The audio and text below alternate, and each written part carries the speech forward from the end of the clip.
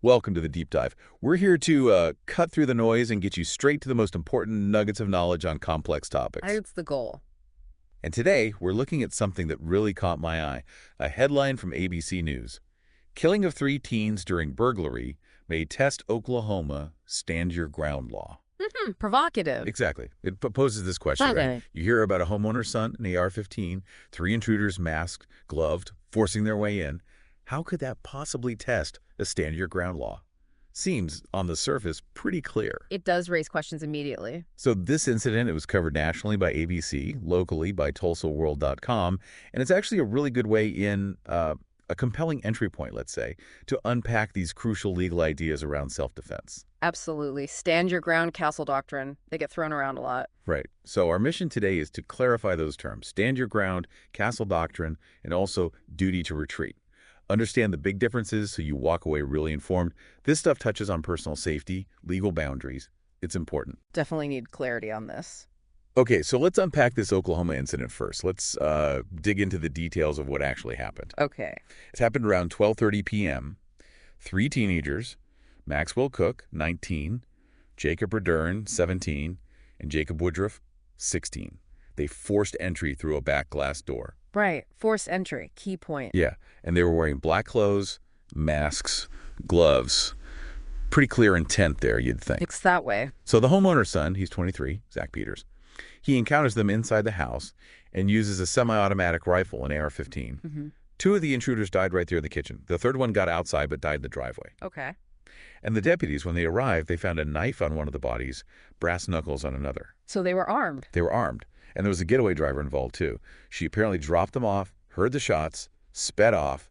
Now she's facing felony charges. Right. Accomplice liability, potentially. So the legal side, initially, Assistant DA Jack Thorpe said it was just too early to speculate if Peters, the shooter, would face charges. Okay, holding off on a decision. Exactly. Which brings us back to that headline. Given those facts, masks, gloves, forced entry, armed intruders, it just seems puzzling, doesn't it? Why wouldn't they immediately clear him? Why would this test the law? Yeah, that's the core question. It seems prima facie like a strong self-defense claim under most interpretations. So maybe you can start by breaking down stand your ground. What does it actually mean? And then maybe we can see why this Oklahoma case might, be seen as a test. Okay, let's do that. It's fascinating how the legal framework shapes these things. So, stand your ground. The core definition is pretty straightforward, actually. Okay. These laws say you have no legal duty, no obligation to retreat if you reasonably fear for your life or someone else's life. No duty to run away, basically. Exactly. No legal requirement to try and escape the situation first, and its scope is broad. It applies wherever you have a legal right to be, not just your house. Ah, okay. So public places, too. Public places too, yes. And it explicitly allows for the use of deadly force.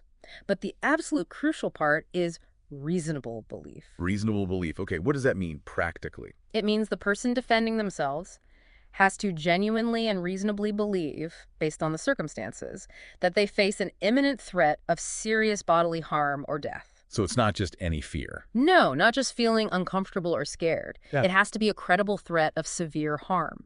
And there's an important nuance, too.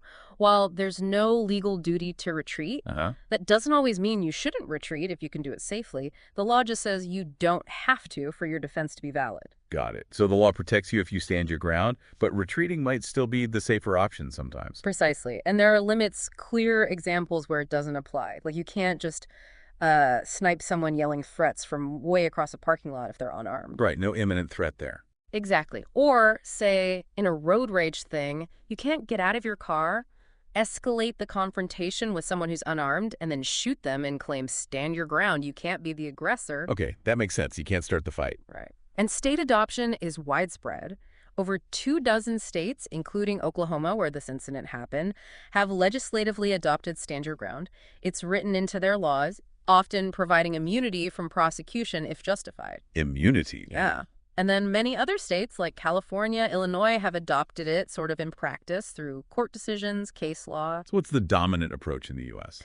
It is, by far. We'll link to the sources with the full state list in the show notes for you. But the general limits everywhere are you can't be committing a crime yourself when you use force. Okay. And if you use a gun, you have to be carrying it legally. That's a really clear breakdown, thanks. Yeah. It makes me wonder, though, how does this connect with the castle doctrine? We hear that term a lot, too. Is it the same thing, just for your house, or different? That's a really common question, and they are related, but definitely distinct.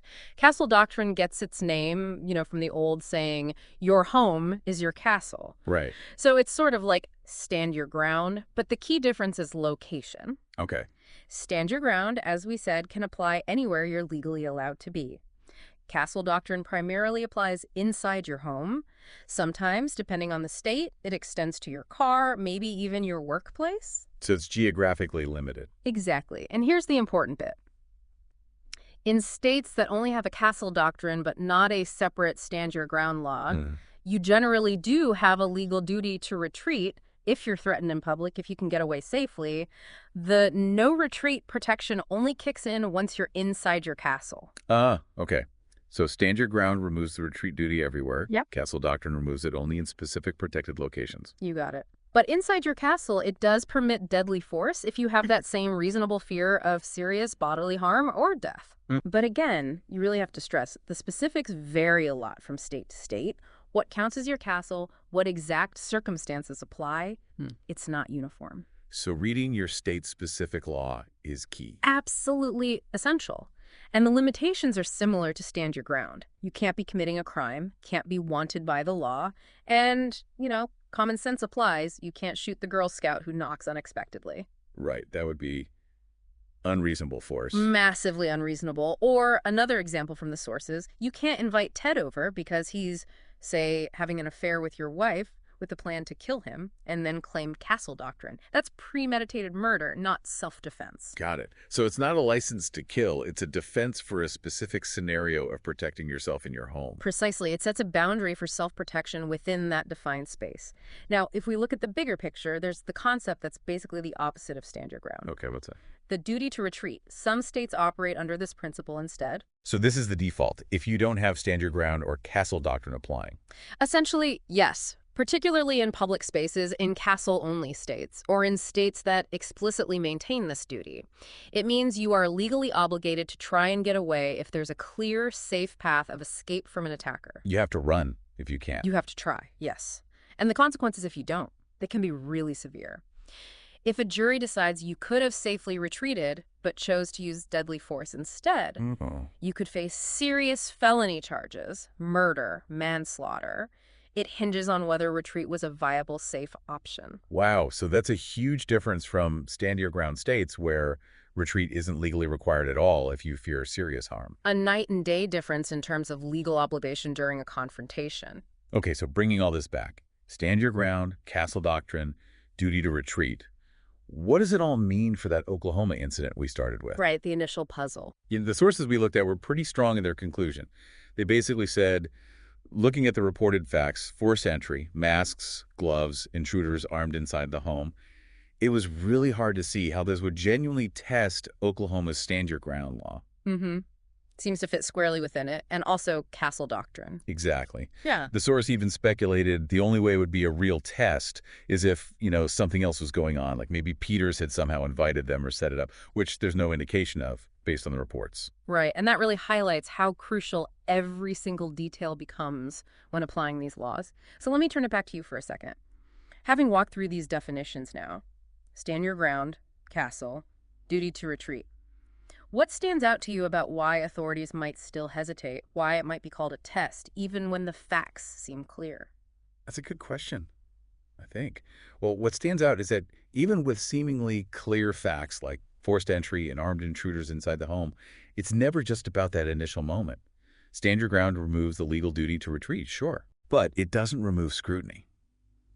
Investigators, prosecutors, they're still going to look at the entire event. Was the force proportional throughout the encounter? Was there anything the defender did before the shooting that could be seen as maybe escalating things, even unintentionally? The timeline matters. Yeah, the whole timeline, even the moments right after.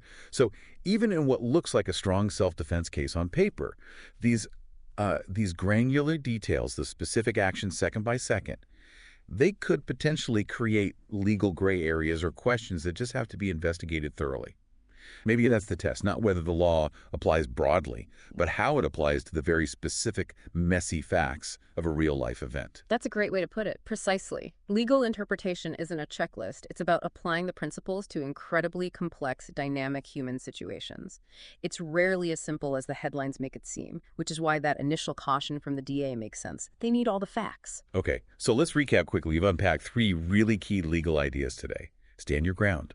No duty to retreat anywhere you're legally present if facing serious threat. Castle Doctrine. No duty to retreat primarily in your home, sometimes car or workplace. And duty to retreat? The legal obligation to escape if you safely can, usually in public, in non-stand-your-ground states. Understanding these differences is just vital, isn't it, for grasping how self-defense law actually works. Absolutely critical. And while this deep dive gives you a good overview, we have to stress this. You absolutely must research the specific self-defense laws in your own state where you live and work. Cannot emphasize that enough. Yeah, local laws have nuances, specific wording that can totally change your rights and what you're obligated to do. Your safety, potentially the safety of others, it could literally depend on knowing your local rules. It really could. So as you think about all this, here's something to chew on. We live in an age with so much information flying around, but a lot of it is generalized, like our discussion today had to be to some extent. So how much responsibility falls on each of us individually to really dig into the specific legal landscape of our own town, our own state, especially when something as fundamental as our safety or how we protect it might hang in the balance? That's the crucial question to take away. How do we bridge the gap between general knowledge and the specific rules that govern our own lives?